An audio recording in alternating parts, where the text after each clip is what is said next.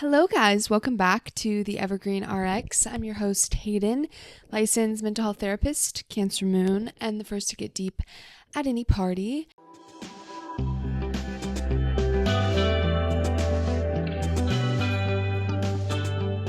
Am I looking tan to all you visual viewers? Am I looking a little tone tan, fit, and ready? Am I sounding a little bit sun-kissed to any of you listeners? Do I sound relaxed? I just got back from Hawaii, so that might be why. And I had the best time, and I wish I was back. I love to travel so much. I haven't talked about travel a lot on this podcast, which is kind of surprising because I really love it, and it just makes me feel so alive and so inspired. And I don't know why I'm being silly about it, because it's true. But yeah, that's a little update on my life. It was really nice to get away and get a little bit of a break and get to take a little space from my work and the podcast. I mean, it was just like a week, and but just to even refresh and let my mind wander. And that kind of inspired today's episode because my mind got to wander a little bit and ponder, and I just had free space. And so that kind of inspired today's episode. And I really want to talk to you guys, like a little chat. We've been doing a lot of the Dear Evergreen episodes, answering you guys' questions, which I'm still going to do. I have a question actually that's really related to this topic. So, once that'll be in the kind of second part of the episode. I'll answer a listener question. But I want to do things a little bit different, a little more chit-chatty, and just sharing my thoughts on something that I think about all the time, which I'm calling the Pinterest effect. I don't know if that's the best name for it, but that's just how I refer to it. And so basically, when I was traveling, actually, because I feel more inspired and I'm like, hell yeah, I'm going to change my life. And, finally, I'm going to live out my Pinterest dreams, my Pinterest boards. I've been making boards now every month this year. I just thought that would be kind of like a fun thing to do, set the vibe for the month, maybe some loose goals represented by photos. I don't know, I'm pretty visual, so I thought it would be nice to do. And it has been nice, but it's kind of steeped me back into the Pinterest world of aesthetics and ideas and crafts and the most beautiful location you ever seen, the cutest outfit with a girl just effortlessly laughing with a cone of ice cream, really pretty ridiculous shit when you take a step back and look at it, what the feed is, what these boards, my board for April, it's got a riverbed and a girl and her boyfriend laying in dappled sunlight and bowls of fruit and farmers markets, and it's awesome and I love it, and it captures a vibe for me. But also I live in Texas, it's already 90 degrees out, no body of water near me looks like the ones in the photos. Farmers markets are not full of produce right now, and especially going into the summer, because nothing can grow here when it's so hot. It's great to dream and to just set a vibe, but also it's just funny because these expectations are so high, and I'm one of the photos is by the mountains and the other photo is by the beach. So girl, what you looking for? But it just, all that to say, it really had me thinking, because when you scroll through the Pinterest feed, and even the things that I find myself liking and you might find yourself liking and pinning, it has such diversity. Kind of like I said, the beach and the mountains, there's such diversity to what is represented and glorified, so to speak. You can find anything you want. I mean, it's a huge search engine. That's the whole point of it. But when I'm saying Pinterest, I'm kind of also, you can say Instagram probably the most out of other social medias, since it is so visual. But I mean, you can even talk about YouTube, just anywhere where we're kind of taking in all of this content online. But in particular, I think Pinterest is a specific culprit of pushing forth a lot of perfected aesthetics with no context, no context on who's in the photo, no context on if it's even a real photo. I've got exposed to the fact that there's a lot more AI images on Pinterest now. So maybe the place you're lusting after doesn't even exist. And it's just like really blatantly like, this is the best way to do things. If your homemade tart doesn't have decorations of fucking rose petals, then you're not doing it right. I remember a couple years ago, not a couple years ago, like probably 10, I don't know, when there was the whole like millennial real or expectations versus reality, and you'd see somebody like trying to replicate things basically that they found on Pinterest and showing how terribly it goes most of the time. So it's a real blatant kind of aesthetic and vision being sold when you're scrolling on Pinterest. What I think is really interesting is the trap we can fall into is glorifying all these different aesthetics that are most assuredly not the same person or even the same lifetime.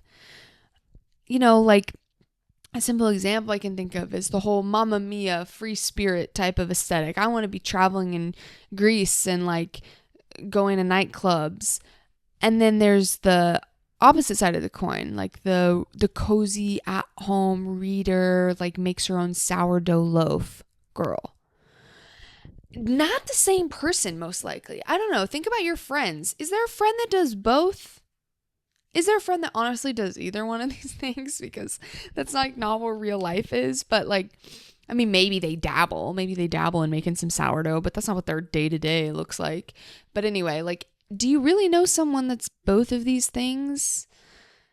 And most definitely you don't know them doing both at the same time or kind of embodying both aesthetics, because we only have so much time in the day. And also people tend to gravitate towards different hobbies with their, limited time.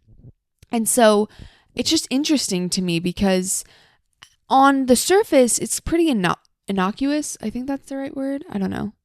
Like neutral seeming. That, what's the harm? Okay, so you like this photo of a girl reading in a cozy little nook in Seattle, but then you like a photo of a girl with all her girlfriends like partying in Europe or whatever. Like, not bad. There's nothing really too wrong with that. But then, as we know here on the Evergreen Rx, my dears, is we like to dive a little bit deeper. And when I go deeper, I'm like, this is a really weird expectation we're setting for ourselves. We're kind of setting ourselves up for failure, which seems like to be a common thing when we go online and start to see other people's lives and compare ours to that.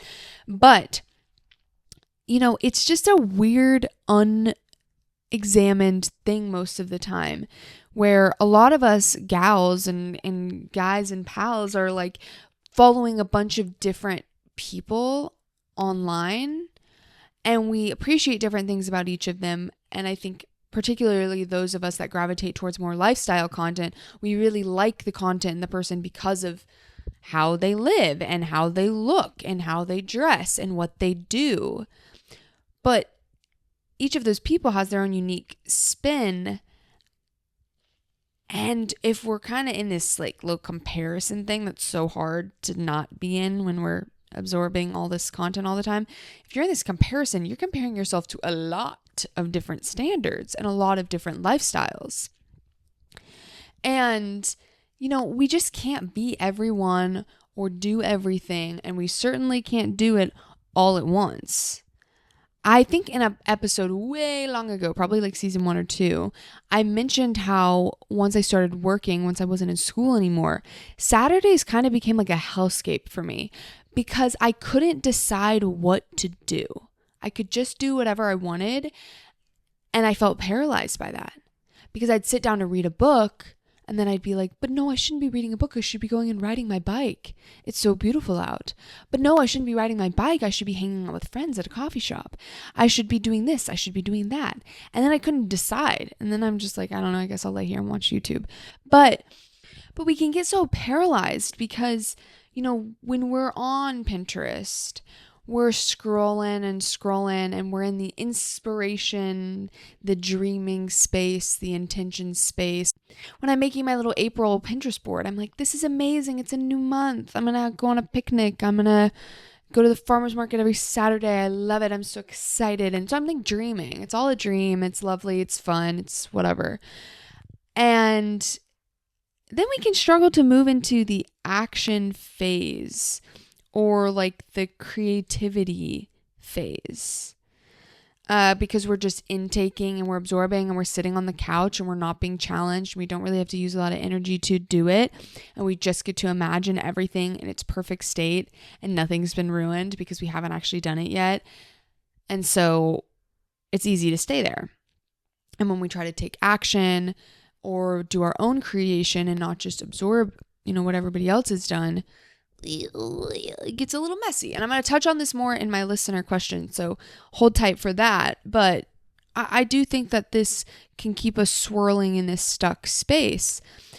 And a really important point of that is the fact that shit is never going to be as perfect in real life as you want it to be. Why is that? Well, it takes more work. There's a possibility for failure or disappointment, which even without the failure and disappointment, just the idea of it can get us stuck or make us panic. And it almost never looks or feels exactly how we want it. We don't have total control. When it's not just a photo, we can't control it because guess what? It's hot out when I wanted to go read in the park. And so now I don't want to sweat. So I can't do that. I mean, I could, but I don't want to now.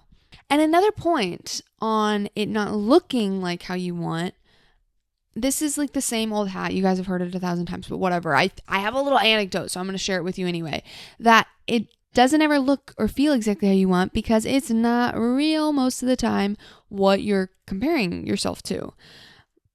As I mentioned, there could be AI generated photos. That's a mind fuck because now it's not even real.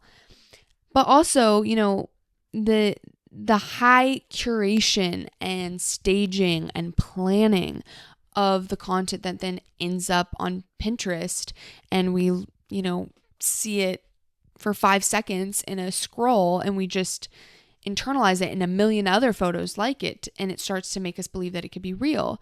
When I was in San Diego, which I went to after on the way back from Hawaii, I was at this diner and this girl comes waltzing in a pink satin gown, like floor length gown.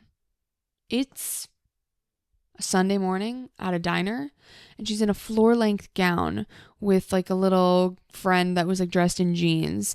And at first I thought, ooh, they did not communicate about the vibe. Somewhere wires got crossed on what the vibe and what the outfit was going to be for this event. But then I realized, oh no, this is her little social media crony who's taking photos for her. And so, okay, it starts to make a little bit more sense. Still is kind of interesting, but this girl, she orders a milkshake that she doesn't actually drink. It's just for the photos.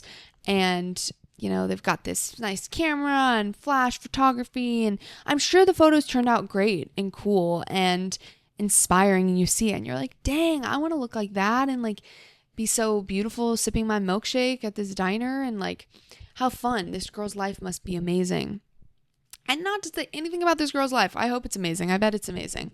But like that photo is just complete fabrication. It's an art form in and of itself, honestly. If I'm going to give it a more generous view than I think people could typically give content creators, it is an art form. It is a photo shoot. You're planning, you're creating the fantasy. And it works, but we forget it's fantasy. Because no longer is it the cover of Vogue magazine where you're seeing this beautiful image and you maybe have a conceptualization that it's a photo shoot and there's a huge team and hair and makeup and whatever. Now it's getting sold to us as if it's just real life. Oh, I just effortlessly, like somebody just caught this candid of me. Maybe some of the savvier amongst us would be like, okay, she's in a satin gown. Obviously, this is a photo shoot. But in other contexts and photos, like the things that I like on Pinterest of girls in like cute little sneakers and a sundress at the farmer's market, it seems so much more believable. Oh, somebody just snapped that pic. So when I get candid photos, I'm like, why do I look bad in these? Well, because it's not the 500th that I've taken and posed for. You know what I'm saying? And I'm trying not to sound too like hateful on anybody that like takes photos or does social media or whatever, but it's more about like the culmination. It's not any one individual's like responsibility or fault. It's the culmination of all of this where we start to just like internalize that life can actually be this way. I found an article on Medium that kind of touched on this Pinterest effect that I'm talking about. And I'll have it linked below, but there's a quote in it that said, "I constantly felt pressurized, wanting to be better, trying to look better than like those Pinterest girls, always wanting to be perfect, wanting to be as aesthetically pleasing as it seemed on Pinterest, wanting my life to be like those girls." And it reached a point where I started comparing myself to them. Yeah, because how could you not, And I think it's so interesting when it's like wanting my life to be as aesthetically pleasing as it seemed on Pinterest. Seemed, keyword, because it's not actually the way it seems. So that's my thoughts. This is my general, and this is kind of the bedrock for the specific question that I want to answer. So we'll just jump into that. But before, please take a moment now or at the end of this episode to let me know your thoughts. You can comment below the episode or comment on my, Instagram or TikTok or whatever, and let me know what you think about this, because I'm sure there's other opinions or maybe other positive effects or negative effects that I'm not talking about. And I would love to hear from you, because this stuff plays like so often in my brain and I think about it all the time. And I wonder who else is thinking about it, because I don't know. I don't have these conversations that often with people in my life, and I would love to know who else is thinking about this. Okay, so now let's open the shop, the Evergreen Apothecary, where we share our thoughts and our opinions, and I answer questions as best as I can. And I do have a background as a therapist. This isn't therapy, but, low credence to how I answer these questions, right? And, you take what you want, you leave what you don't. I don't know everything. I don't know your life. Don't worry about it, okay? Dear Evergreen, I keep getting overwhelmed by how many different versions of the perfect life I see online. One minute, I want to be a mindful girl with a morning yoga routine. The next, I think I should go partying with my friends. Everything looks beautiful and curated and right in its own way. How do you know what's you versus what you've just absorbed from scrolling? Okay, how interesting. I really like the comment on everything looks so like right in its own way, because I think that's so true. When we see these like very curated like Instagram pages or whatever, it all just looks so good. Even if I don't like care about the, coastal old money aesthetic that they like to rock, there's something that's good about it because it's so like well done and executed. How do you know what's you versus scrolling? I'm like, girl, I don't know. I don't know how we really do these days. I got some thoughts. I've been thinking more about taking more of a detox for myself, even like really monitoring how much time I'm spending online. I already try to reduce it, but even more so because I feel like we're getting influenced even when we don't think we're getting influenced. And do I really know how I would want to dress? Or when I go into a store to pick out a shirt, like what is telling me what I like and what I don't like? And so it's an interesting question. And I think it's something people have been grappling with for a long time before the internet as well. I think it's just at like an even higher volume because we have so much constant access. I think because it's so fast moving, trends have always been a thing. Back in, I'm sure, the butter churning days, you were coveting your neighbor's gorgeous new apron or something. I don't know, but there's always been trends. There's just like a rate to trends now that is breakneck, like the micro trends, and things are just constantly going in and out of style. But trends, because of that speed, I think have become really unsustainable. And that's part of the reason that we feel pulled in like 100 different directions. I think we're a bit in a revival of the messy 2000s aesthetic and like the slut pop era and just the true pop star. And that is in real direct contrast to the clean girl aesthetic. That wasn't that long ago. I mean, these are so opposite. And there's still micro trends that are glorifying that clean girl. And then there's all these kind of more overt trends right now glorifying the 2000s. And they're in contrast, but each has its own pull. And as I said, like it all seems so perfect because it's designed that way. Trends are designed to make you want it and covet it. even if that doesn't really come from inside of you, like how this listener is saying, like, how do you know it's you? Even if that doesn't come from inside of you, there's something that, we're social creatures and we want to like be a part of the thing, be a part of Barbenheimer and Brat Summer and like all these cultural movements. And so we might feel drawn towards it, even though we wouldn't really like that, or it doesn't really fit with us if we were just in a vacuum. So my first question, my first of a series of questions I would say to think about or to maybe ask yourself is, what's more important to you? Is it more important to be on trend or to have your own style and to feel really aligned in that way? And this is not a rhetorical question. It's going to be different for everybody. And if you really value being on trend and you think that there's something really fun and like engaging about that, go for it. My guess is the person, with this question, or any of you out there with this question, feel a little less drawn to just being on trend, or else you wouldn't be wondering, like, how do I step out of this a little bit? And so if that is you, notice what feels good when you're doing it versus what feels a little bit more like a performance. Or maybe you put on an outfit that just feels uncomfortable. It's just hard to settle into. Not like it's pushing your boundaries, but more like it's outside of the bounds of what you like.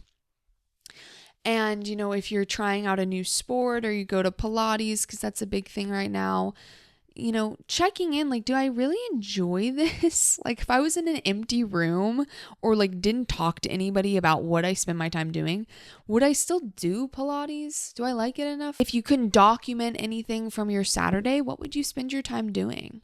And to remember that we all make choices. We all have a finite path. You can't live 17 different paths. So when you think about that and you understand you're really only going to have one aesthetic, even if you change and rotate aesthetics, that's still your aesthetic, which is just an amalgamation of the things that you do and you like and you wear and you try and whatever.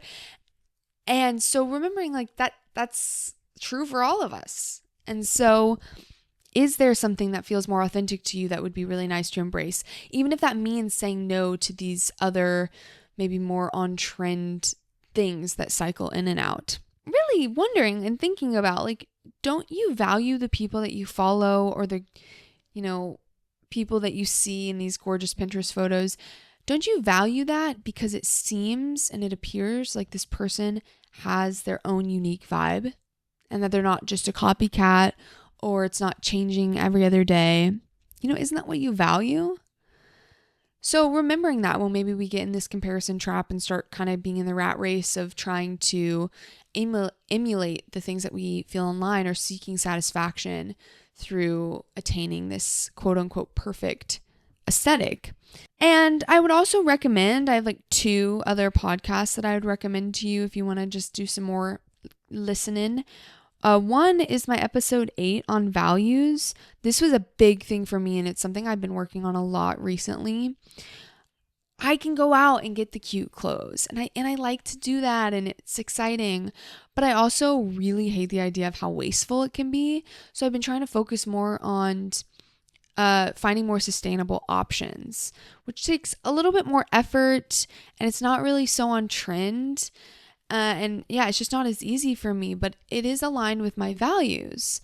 Same with spirituality. Like that's a really important part of my life. So I naturally just fall a little bit more into that yoga, like meditation type of a thing. I'm more of a homebody. I like to chill. And so that's just aligned with me. It's aligned with the kind of lifestyle I want to have. I'm not the girl that you're going to see out at a bar really late at night because I like to wake up early in the morning and I can't do both because I also like sleep. So I have to choose. And I'm choosing based off of what's really aligned with my values. And then my other recommendation would be episode 26. This is a really fun podcast up with my brother. And we talk about how to find some balance in your digital life. So if you're really looking on a way to kind of detox and recenter from, being on your phone and absorbing all this info all the time, that is probably a good listen for you. And I'll have both those linked below as well. And also stay tuned for next week. Also, bye customer. Hope I answered your question. Bye. But stay tuned for next week's episode because this is in the same vein. This has all been so top of mind for me. So I thought let's just kind of do a little mini series of 2 episodes on this kind of topic. So I'm going to be answering a listener question about romanticizing your life and how to find presence over feeling like you're performing. So very much in line with this, and just thinking about how do we take everything that I've talked about in this episode and apply it to real life and day-to-day life, and why does that sometimes feel like a real struggle. So I think it's going to be super interesting extension on this conversation. So if you liked this, again, please let me know what you think. Reach out to me, follow me anywhere at the Evergreen Rx, and send me your questions, guys. Please text me or call me and leave a voicemail at 512-655-9888. I would love to hear you and hear your sweet little voice and answer your question in an episode very soon. If you're new here, follow the podcast. I upload every single Wednesday. So I'll catch you guys in the next one.